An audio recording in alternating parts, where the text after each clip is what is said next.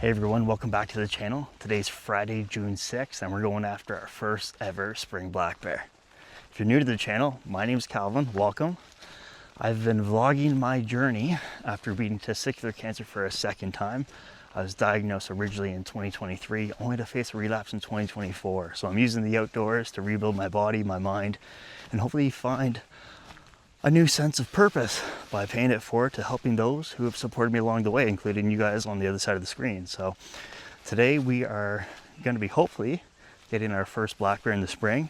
If you're new to the channel, check out my vlogs from last year. I got my first ever fall black bear about 96 days after I got on my feet after chemo. So I vlogged it from start to finish. You can find a whole bunch of different vlogs on this channel, from hunting to fishing, and hopefully we get a little bit more camping in the next coming months. So I'm hoping to get that spring black bear, because I prefer to do a little bit more camping this summer than start to prep for maybe a late summer or fall black bear.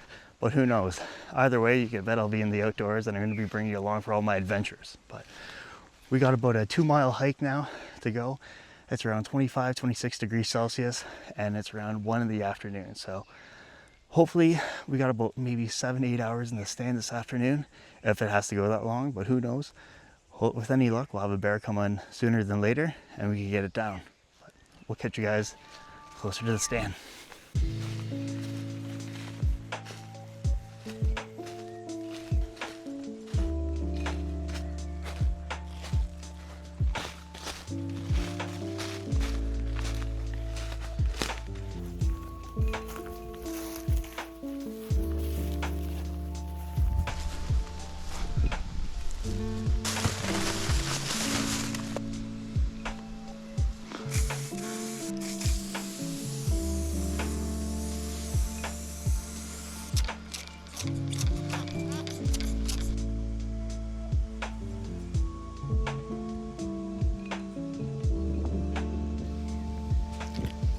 Alright, so I made it to my tree stand.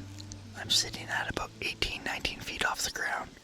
The bait pile's roughly 19 to 20 yards away. There's no sign of that bear on the way in this morning, but I think he's probably still pretty nearby.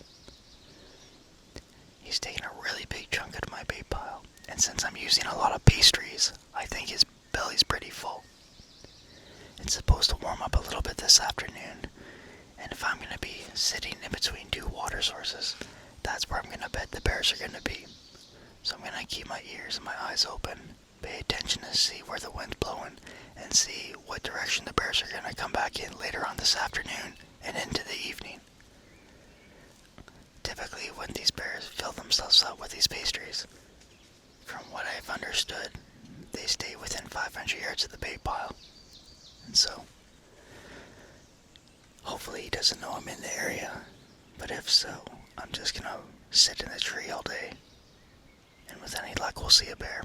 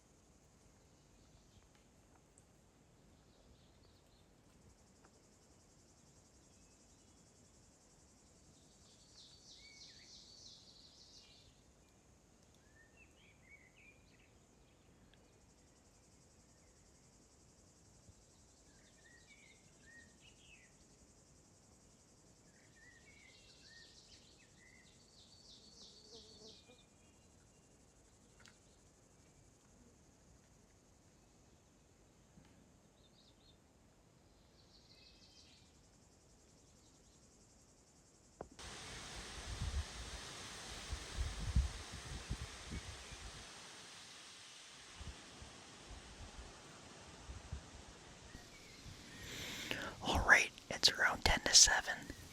We haven't seen any bears tonight. It's bear prime time right now. The big problem, as you could tell, is we now have a very strong wind. That means my odds of seeing a bear are probably going to be slim to none tonight. It's going to be blowing my scent not just further, but it started to blow in the direction where I suspect the bears are going to be coming in from. Every time I've seen a bear in this particular tree stand, they've come from that direction. So, I don't think I'm going to be seeing any bears tonight. Sure, they could come from behind me and even up from a nearby swamp behind. But, realistically, I don't think that's going to happen. So I think the best plan is to maybe sit tight for another 10-15 minutes and then decide to pack up. I'll go home, I'll get a good shower, hot meal, regroup, and then come on back tomorrow. So, that's the way it goes. We started the day with some really good hunting conditions, but if the wind's gonna maintain and stay high, well, I just gotta plan and adapt to that. And if that means I have to extend my hunt for a few more days just to get a bear, then so be it, and who knows, maybe I may not get a bear this spring and I have to go into the fall season. But if that's the case, it's hard to complain when you're still outside. So the bugs aren't too bad. My thermocell worked out really well tonight. But anyways, we're gonna continue to be quiet and then go from there. That's all I can do.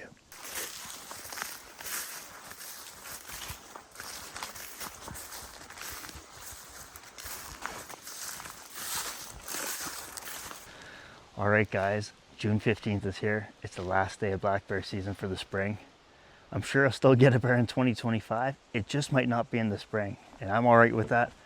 I've seen a few bears this year already from the tree stand, I'm sure you guys know, and I'm still being picky. So I haven't seen that bear with the chevron come through, the white marking on its chest, and I'm still trying to be really selective on the bear that I take. So the bear that we have out there is probably about 2 to 5 years old. He's been coming back pretty often. He's out there almost nightly, and he's comfortable with me out there with him. So he hasn't bring back any of his buddies, and if I have to wait for August 15th for the start of our next season, then so be it. These bears are just going to continue to grow and, you know, enjoy the spring and summer weather. And over where my tree stand is, I actually have a lot of blackberries and blueberries growing. So I'm sure with that natural food source coming back into the area, the bears will start to target that spot a little bit more. I'm sure they're out there chasing now some more sows, or specifically the males. The boars are chasing off the females, and yeah, they got other things on the mind right now instead of snacking on some donuts. One thing I have learned about spring is, obviously I knew that the bears were going to be going after the tall grasses and different types of food sources, but they definitely want to stick to their natural food sources, or the sources that they're most comfortable with. And I think that's probably been the biggest eye-opener, maybe the learning experience for my first ever spring black bear hunt. Just because there's easy food available doesn't mean the bears are going to feel comfortable coming on in, or they may not know about it just yet. So, but hey, I'm still having fun out here. I'm enjoying myself. I don't get out here as much as I probably should, even though you guys may think otherwise. But June is Men's Mental Health Month, and you could say that this is one of my favorite spots to take care of my mental health. You know, of course, I've had my share of physical challenges with cancer in the past year, 2 years, but I have to say, you know, my mental health hasn't always been the best as well. And you know, I think that could be probably understood going through the different challenges that I have this past year.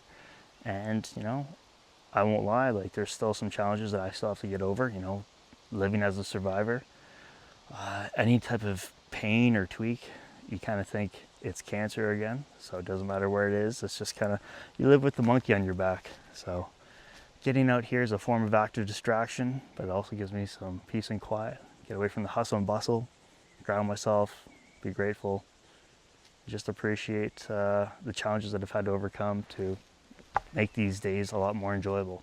So right now it's around 3 o'clock, 25 degrees Celsius, and the wind's working in our favor tonight, so I probably won't be in this tree until 4:15 tonight, and we'll slip probably right until maybe 9:30, and then call it a night if we don't get one before then. But we're gonna get moving. We'll catch you in the tree.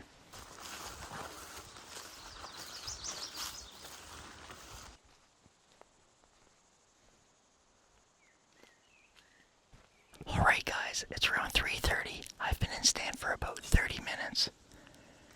These conditions are perfect. These are the exact hunting conditions I dream about. It's cooled down by probably 8 degrees Celsius since I've been out here. The wind's died down, but it's still blowing from the right direction and from where I expect the bears to come on in from. So hopefully they don't scent me. But right now, hopefully all I have to do is wait on a bear. The bugs aren't out. I still have my thermosol running. I got all my cameras and my mics set up, so I'm excited. I got a good feeling about tonight.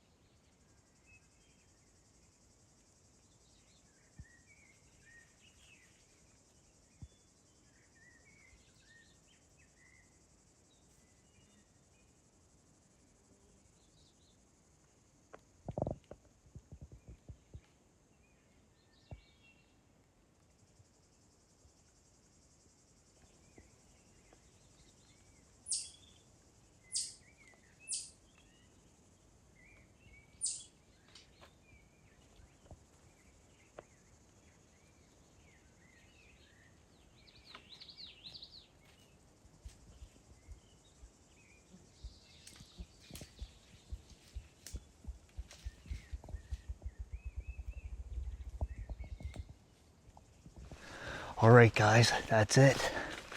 Spring bear season is done. I'm walking out now. It's 9:40 p.m. I sat in the tree until 9:30. I'm about 300 meters away from my bait. So I'm gonna head back home. I'll catch you guys in my garage and give you a season recap and some of my lessons learned. All right, we're back at the house, but we're not at the garage today. To be honest, my garage is a complete disaster because I'm getting ready for an upcoming camping trip. I'm going to be bringing you guys along for another vlog, so stay tuned for that video to get released later on this summer. In the meantime, it's really hard to complain that I didn't get a bear for my first ever spring bear season. I had a blast, I learned a lot, and you guys know that I had plenty of opportunities to go ahead and harvest a bear, but I was comfortable waiting for a better target bear, and who knows, with any luck, that bear with the unique white chevron on his chest is going to come back later on this fall. Right now we're mid-July, and that gives me about 3-4 weeks to get my baiting back in line for the fall season to kick off on August 15th. And I'm excited because I'm already seeing plenty of bear sign in the region. A lot of bears are feeding on some of the local berries. We got blueberries, blackberries, and raspberries in the area, and the bears are already starting to congregate nearby my tree stand. So a lot of these bears are probably already familiar with my bait site, and I'm sure when I start kicking that off, they're going to start hitting that pretty regularly as well. So we'll see how that turns out. I'm probably still going to stick with the same baiting strategy that I had used for spring as well as the fall season. But if you're interested in checking that out, check out episode 4 from last year. It's my fall black bear baiting series. And I cover everything from A to Z for exactly how I'm going to be doing things for this fall as well. That said, I want to show you guys 2 skulls that I just picked up from Skulls Taxidermy. It's a company owned by Denny Frappier here in the Sudbury region. Check them out on Facebook. They do fantastic work. And these are actually the 2 skulls that I harvested in the past 12 months. So this is the 2024 black bear. This is a very special bear for me because I was able to harvest this bear 96 days after being back on my feet once I finished up treatment. So I'm sure if you've seen that playlist or that series, you can understand the amount of effort, the amount of just character development, maybe the resiliency and true grit that I developed going through that hunt. There's nothing quite like pulling that bear out after I harvested it.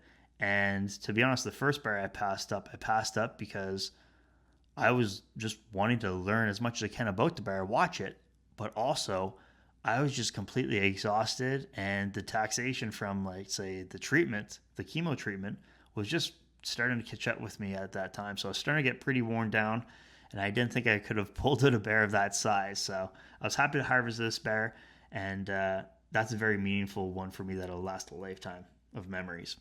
This is the 2025 Wolf. We harvested this in February. This is actually a hybrid, so a cross between a coyote and a wolf.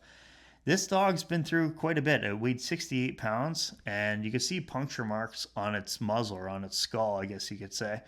The teeth have been worn down. He has a few snapped canines, and this was an old dog. This was a really beat up dog, a warrior, if you will, and they're just amazing pieces of art, pieces of work. They're trophies, but they're also tributes in my mind, because these are gentle reminders of the challenges that I've had to overcome in the past 12 months, but then also they really put in perspective what it means to harvest something from the land.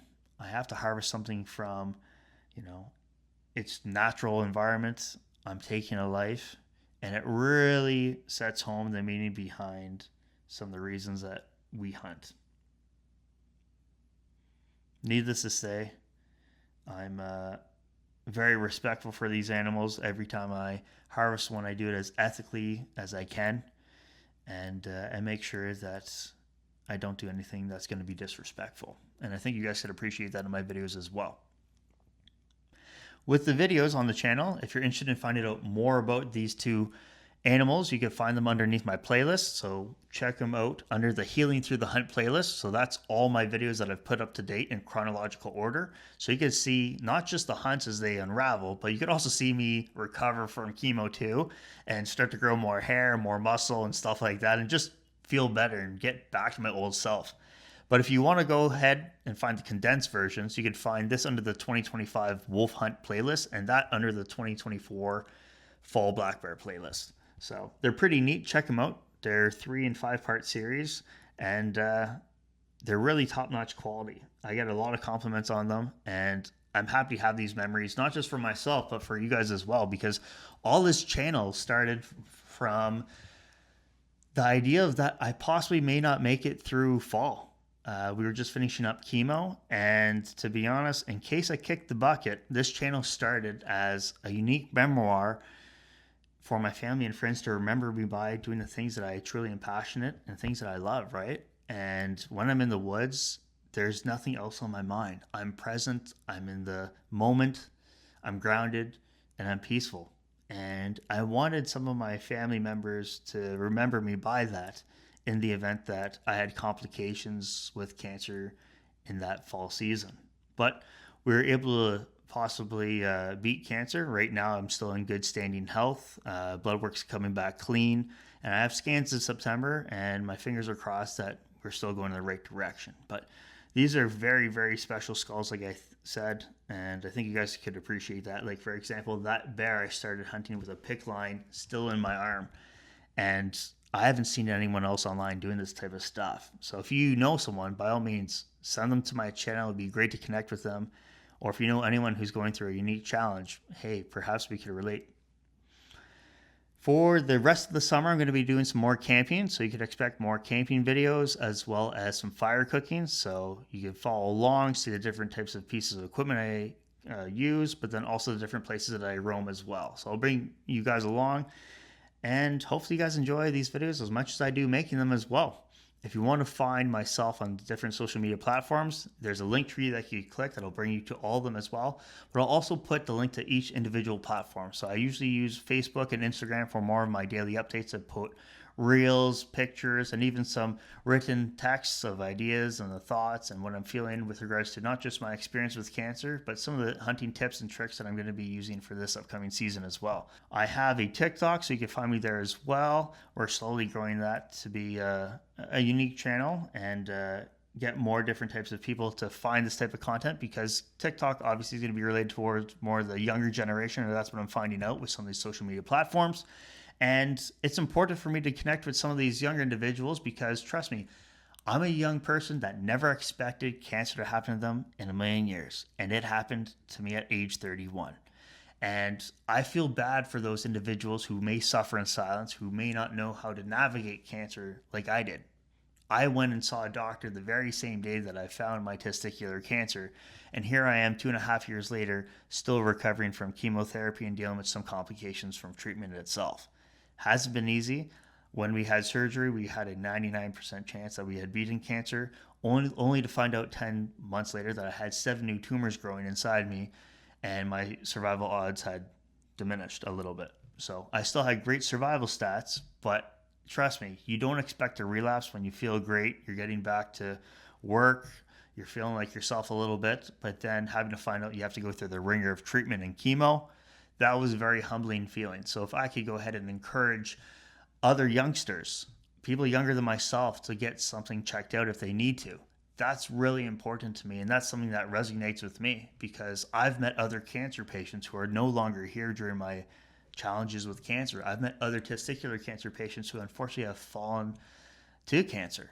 And that is, I'm not gonna lie, that's extremely scary. That hits me. That's something that would keep me up at night, to be honest, because I was proactive at finding all this. And when it happened the second time, it had gone from stage 1 to a stage 3. So it had gone into my lower back and into my chest cavity within a very short time. And I took advantage of seeing the doctor as soon as I can. So what happens with people who don't get checked out? That's not a pretty picture. And if I could encourage any people out there, if you have something going on, get checked out. Trust me, it could save your life. It saved mine. It was a very hard pill to swallow, knowing that you have to show the doctor your funny bits, knowing you have to lose some of your funny bits. It's not easy. It's a very hard pill to swallow. And if someone can relate to my story or learn something from my experience, I think that's extremely important because trust me, when this stuff happens, it is very, very hard to find someone that you can relate to. And that was the biggest challenge that I had. I found myself on the Movember website within 15 minutes. I found myself on YouTube, Facebook, looking all around to someone that I could relate to, and I couldn't. So ironically, with testicular cancer specifically, 1 out of 300 men get diagnosed, and I've yet to meet many of them face to face. So if we think about out of all the 300, like we know many, many men in our everyday lives, and I bet we know at least one person who has had cancer or specifically testicular cancer, but we just don't know about it. And with these type of cancers, there's such shame and negative associations and just grief after you get this type of stuff. That's what I experienced. And to be honest, I've been proactive just seeking mental health, let's say treatments, talking to a psychologist, making sure that I'm in a proper headspace to understand what I'm feeling, what I'm experiencing when I'm going through cancer, when I'm going through chemo, but then also navigating survivorship afterwards, right? It hasn't been easy, but trust me, I never leave these spaces feeling worse. I always feel leaving better. So trust me, it doesn't matter if it's cancer or not, if you're struggling from a mental health standpoint, or if you just want to do some routine maintenance and checkups, trust me, it's worth it. If you're interested in finding more information about men's health or different types of, let's say, strategies to improve it, you could check it out on Movember.com. You could also visit my Movember platform if you're interested in donating to the Movember cause and improving the health outcomes of men across the board. For me, here in Canada, I've teamed up with Movember Canada and hopefully going to be a spokesperson for this upcoming campaign, maybe being one of 7 individuals that are going to be talking openly about their challenges with cancers and serving as maybe a mentor or example for the importance of talking about some of these sensitive men's health subjects. So if you are interested in, let's say, finding more about, let's say, how I'm doing or the channel, or if you just want to leave a positive comment, by all means, follow along, leave it down below. I appreciate all the support that you guys have given me. And I'm encouraged to just keep paying it forward because, to be honest, I wouldn't be here without the generosity and kindness of complete strangers, medical professionals, and just people who have followed along and encouraged me to keep on fighting. I'm not going to lie, I get a lot of messages from other hunters, outdoorsmen, cancer survivors, and cancer patients who share their struggles with me as well. And it's a unique way for us to relate to one another because in an area, in some cases, where there's such strong egos or masculinity or egotistical vibes, dare I say, in, let's say, the hunting and fishing community, mining, that's the industry that I work. I used to be a powerlifter and bodybuilder. There's such egotistical driven or just pride related, let's say, personalities in there. And it can be an extremely hard thing to talk about. So hopefully, people continue to find my content, relate to me. And hey, if you're going through a hard time or whatnot, feel free to reach out and maybe I could help you out or put you in the right direction. But that said, we're going to wrap up this video here. Thanks for all those who have supported the channel. You could find me on the different platforms. We're going to list them on the channel here. And if you have any other information that you want to go ahead and find out, hey, you can find it down in the description down below. Hope all is well, and we'll catch you later at our next adventure. Cheers.